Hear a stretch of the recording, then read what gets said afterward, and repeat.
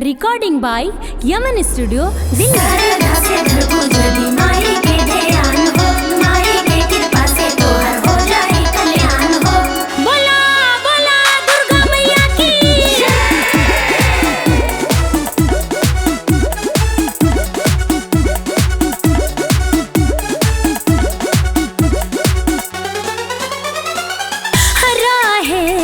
भौजी जानी भूखा नवरातर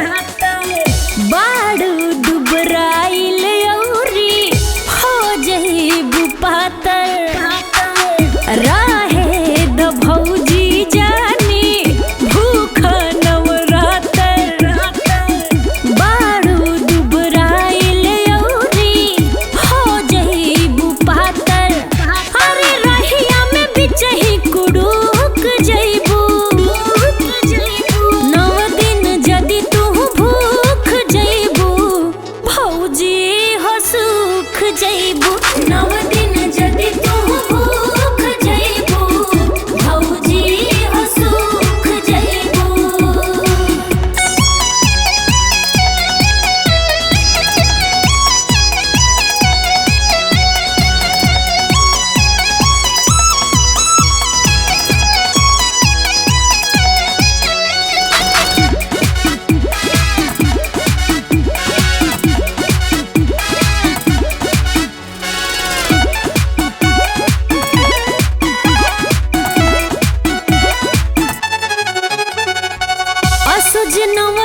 भूखबूता कैसे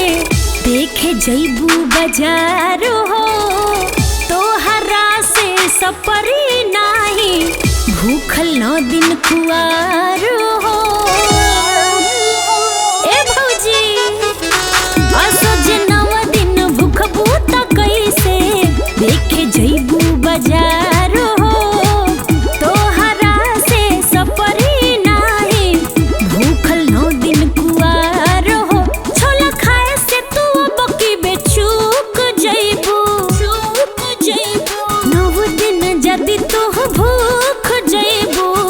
बात मान सूख जइबू 9 दिन जदि तू भूख जइबू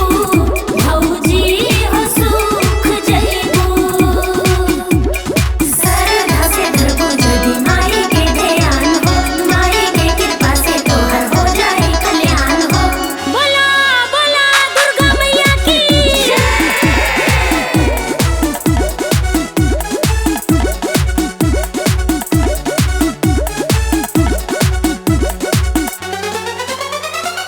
खुशबू तिवारी के बतिया माना